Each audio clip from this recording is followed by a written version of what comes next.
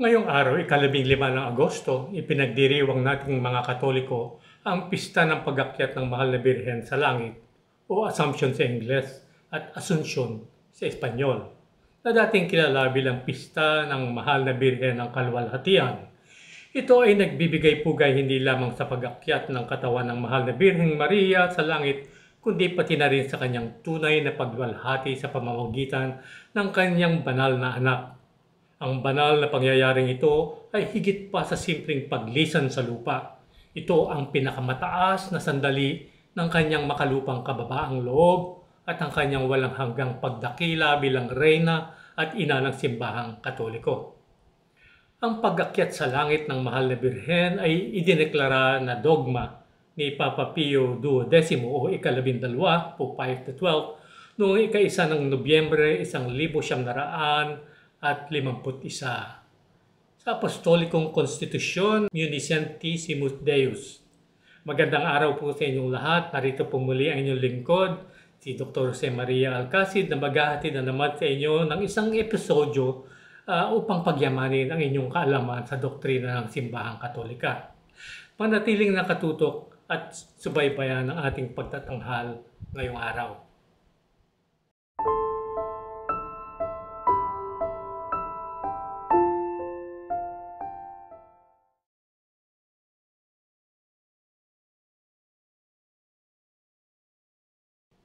Ang buhay ni Maria sa lupa ay puno ng malalim na kababaang loob, tahimik na pagdurusa at hindi natitinag na debosyon.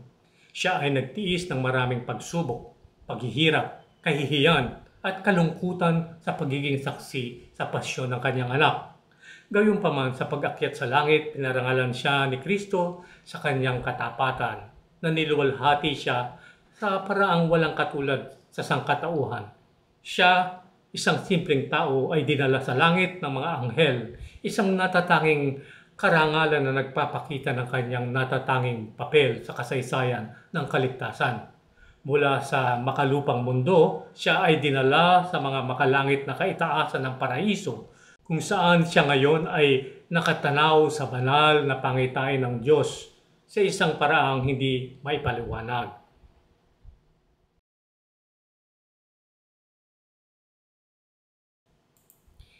Sinasabi ng tradisyon na ang pag-akyat sa langit ay sinamahan ng mga kahanga-hangang pagpapakita ng banal na kaluwalhatian. Ang mga anghel na pinangunahan ng pinakamataas na kerubin at serapin ay naglingkod kay Maria ng may malalim na paggalang na higit pa sa kanilang sariling mataas na kalikasan. Ang mga banal na nilalang na ito na higit na mataas kaysa sa kalikasan ng tao ay naglingkod sa kanya ng may pagkamangha na para bang hindi sila karapat-dapat sa karangalang ito. Nang magpaalam si Maria sa lupa, siya ay umakyat sa isang banal na ekstasya na napalibutan ng maningning na mga pagpapakita ng kaluwalhatian ng mga anghel. Ang kalikasan mismo ay sumali sa makalangit na pagdiriwang na ito, kung ang lupa ay nagalak noong Pasko ng pagkabuhay at nagdiwang noong araw ng pag-akyat ni Kristo, gaano pa kaya ang ningning ng kalikasan noong araw ng pag-akyat ni Maria? Ang mga langit ay malamang na nagniningning sa matingkad na mga kulay. Ang mga bituin ay kumislap ng may pambihirang liwanag at ang araw mismo ay maaring sumayaw tulad ng ginawa nito ng pagpapakita ng Mahal na Birhen sa Fatima. Ang mga himno ng mga anghel ay umalingaw-ngaw sa langit at ang buong sanglilikha ay tumugon sa hindi maipaliwanag na kagalakan na sumasalamin sa kadakilaan ng sandaling iyon.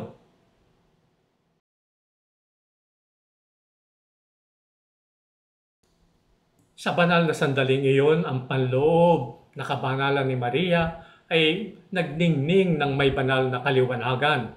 Ang kanyang kaluluwa na walang bahid at maningning ay nagbigay liwanag sa isang hindi maipaliwanag na dangal at kamahalan. Tulad ng nagbabagong anyo ng kaluwalhatian ni Kristo sa bundok ng Tabor, ang kabanalan ni Maria ay nagningning sa kanyang mukha at mata at buong katauhan. Ang liwanag na ito ay hindi lamang panlabas, kundi isang pagpapahayag ng kanyang panloob na biyaya. Isang liwanag na kayang takpan ang mga langit mismo.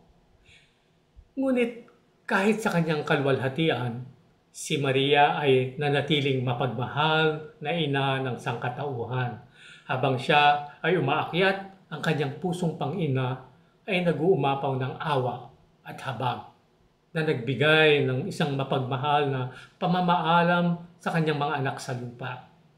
At sandaling ito ay minarkahan ang simula ng kanyang walang hanggang misyon sa langit, kung saan siya naghahari bilang tagapamamagitan ng lahat ng biyaya na namamagitan para sa sangkatauhan ng may walang hanggang kabutihan.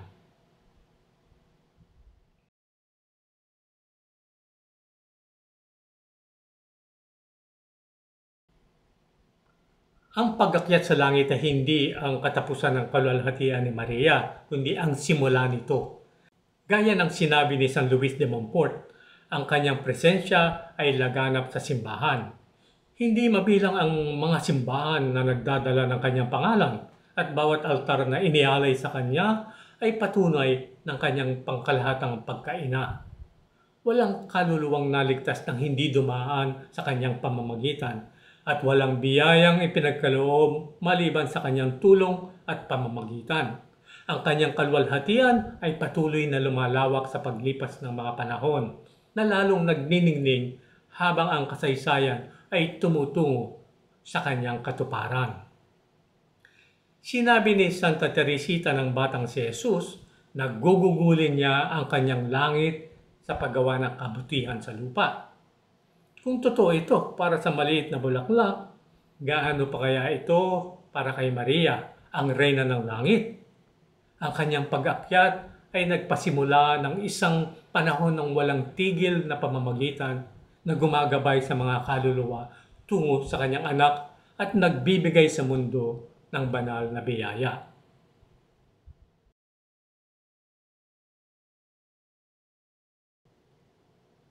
Sa huling paghuhukom, kapag ang lahat ng kabutihan at kasalanan ay ihahayag, ang walang bahid na kadalisayan ni Maria ay magniningning ng may walang katulad na kagandahan. Sa araw na iyon, ang kabanal-banalang Trinidad, Ama, Anak at Espiritu Santo ay magpapahayag ng kanyang mga papuri sa isang koro ng mga banal na himno. Ang sandaling ito ang magiging rurok ng kanyang pagluluwalhati, ang walang hanggang katuparan ng kanyang papel bilang ina ng Diyos at reyna ng sannilikha. Kapag natapos na ang kasaysayan at ang huling kabanata ng sangkatauhan ay isinulat, ang kaluwalhatian ni Maria ay tatayo bilang isang tanglaw ng pag-asa, isang patunay ng pag-ibig ng Diyos at isang pangako ng walang hanggang buhay para sa lahat ng humihingi ng kanyang pamamagitan. At dito po nagwawakas ang ating pagtatanghal ngayong araw na naway nakapagbigay sa inyo ng karagdagang kaalaman tungkol sa dogma ng pag-akyat ng mahal na Birheng Maria sa langit. At bago po tayo maghiwalay, nais ko po kayong andayahan na mag-subscribe na po sa aming channel. At kung naibigan naman po ninyo ang ating pagtatanghal ngayong araw, mangyaring mag-like, mag-komento at i-share po ninyo ang video ito. At inaanyayahan ko rin po kayo na suportahan kami sa pamamagitan ng pagiging miyembro ng aming eksklusibong grupo ng mga buwan ng mga taga-abuloy o donante na tinatawag na mga alagad sa kalinga ni Padre Pio, kung saan mapapakinabangan po ninyo ang benepisyo ng buwanan o lingguhang mga pamisa para sa inyong mga intensyon na naaayon po sa halaga ng inyong buwan ng abuloy. At bilang pasasalamat, padadalan po namin kayo ng binasbasang larawan o kaya medalya na naaayon sa halaga ng inyong buwan ng abuloy. Ang mga misa po ay pinagdiriwang sa bansang Pransya at ito po bilang paglilinaw ay para sa inyo. Hindi po ito misa para sa mga yumao, pero may sasama naman po ninyo sila sa inyong mga intensyon. At paano po ba ang pagbibigay ng abuloy o donasyon? Ito po ay sa pamamagitan ng direct deposit sa aming BDO account o kaya sa pamamagitan ng GCash via bank transfer. At meron din po kaming personal na GCash number sa ilalim ng aking pangalan, ngunit mas pinapaboran po namin ang bank transfer dahil ito po ay diretso na po sa aming bank account. At para sa mga karagdagang impormasyon, mangyaring bisitahin ang aming website sa www.angtinignipadipio.